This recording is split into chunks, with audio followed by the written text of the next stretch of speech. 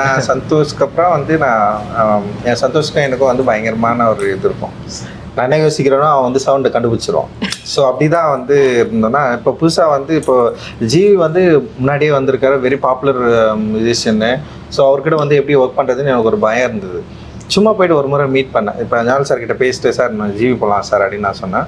சூப்பருங்க, நல்லா ஒர்க் பண்ணுறதுக்கு ஈஸியாக இருப்பார் அப்படின்னு சொன்னார். சரி சார்கிட்டே நான் சொன்னேன், அவருக்கும் வந்து ஜிவி போகலாம் கரெக்டாக இருக்கும்னு தான் சொன்னார். சரி நான் சும்மா போய் மீட் பண்ணேன். மீட் பண்ணோடனே வந்து அவர் என்னை வந்து என்ன சொல்கிறது, அந்த ரிசப்ஷன் பண்ண விதம் இருக்குல்ல, பயங்கரமாக இருந்தது. என்னடா அது ஒரு ரொம்ப ஈஸியாக இருக்காரு அப்படின்னு தோணுச்சு. அப்புறம் மியூசிக்கில் வந்து ஏதாவது பிரச்சனை வந்திருப்பது எனக்கு எப்படின்னா வந்து இதுதான், நான் வந்து எனக்கு வேணான்னு சொல்கிறேன். இப்போ சந்தோஷ் என்ன பண்ணோன்னா ஃபுல்லாக கம்போஸ் பண்ணி ஃபைனலாக கொடுப்பான். பார்த்துட்டு எனக்கு வேணான்னு சொல்கிறோம், டக்குன்னு வந்து ஓகே பரவாயில்ல அப்படி மாமே அப்படின்னு சொல்லிட்டு நான் எடுத்துருவோம். ஸோ அந்த கம்ஃபர்டபுள் இருந்ததா. சரி இங்கே இவர் என்ன யோசிப்பாரு அப்படின்னு சொன்னோடனே வந்து என்னன்னா, எப்படின்னா இப்போ கடைசியாக இந்த மினிக்கில் வந்து அவர் என்ன பண்ணாருன்னா ஃபுல்லாக எல்லா அரேஞ்ச்மெண்ட்டும் முடிச்சுட்டு அனுப்புறாரு. அனுப்பிச்ச உடனே நான் சொல்கிறேன், சார் எனக்கு சில சவுண்ட்லாம் எனக்கு வந்து வேணாம் சார் அப்படின்னு சொன்னேன். அப்படியே சார் நீங்கள் ஸ்ட்ரெயிட்டாக ஸ்டுடியோ போயிட்டு எது உங்களுக்கு வேணான்னு சொல்கிறீங்களோ அதெல்லாம் எடுத்துருங்க சார். இல்ல பண்ணிட்டேன்.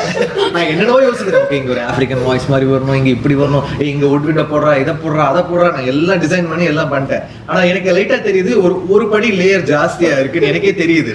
சரி நான் பார்த்தேன், எப்படின்னா லாஸ்ட்ல தூக்கிடுவாரு எல்லாம் வச்சுக்கோ, நம்ம எப்படியோ வந்து ஒண்ணு சொல்லுவாரு, அவரை வச்சு அதுல பாதி போயிடும், பாதி ரிட்டைன்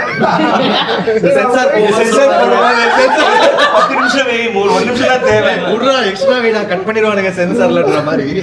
அவர் வரும்போது சரி நான் சொன்னேன், சார் நீங்க போங்க சார், உங்களுக்கு என்னதான் வேணாமோ தூக்கிருக்கு சார் அப்படின்னு நினைச்சேன். அப்புறம் அவர் போய் நிறைய தூக்கினாரு. அந்த அளவுக்கு அவரு பண்ணிட்டு போனாரு. ஒரு 2 வண்டி வச்சுட்டேன் நான்.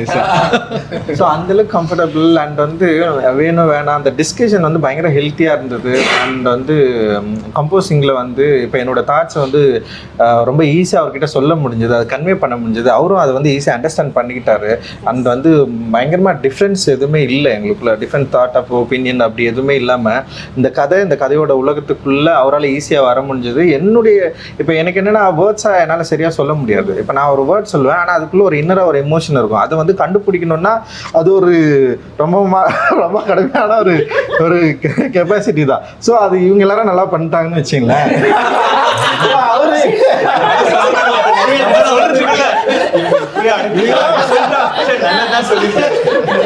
ஸோ நான் என்ன பண்ணேன்னா, இப்போ ஒன் மார் சொல்லுவேன். ஸோ அது கொஞ்சம் ஒரு மாதிரி இருக்கு, கரெக்டாக பண்ணுறதுன்னு தான் சொல்லுவேன். போயிட்டு அது பயங்கரமாக என்னால் வந்து விளக்கலாம் முடியாது, அது ஒரு எமோஷன் தானே. ஸோ அதை ஈஸியாக அண்டர்ஸ்டாண்ட் பண்ணிக்கிட்ட ஒரு அற்புதமான ஒரு நண்பராக ஜிவி மாறினார். அது என்னால் வந்து என்ஜாய் பண்ண முடிஞ்சது நாங்கள் ஒர்க் பண்ணுறப்பவே. அண்ட் ரொம்ப சந்தோஷம் சார் உங்கள் கூட ஒர்க் பண்ணது.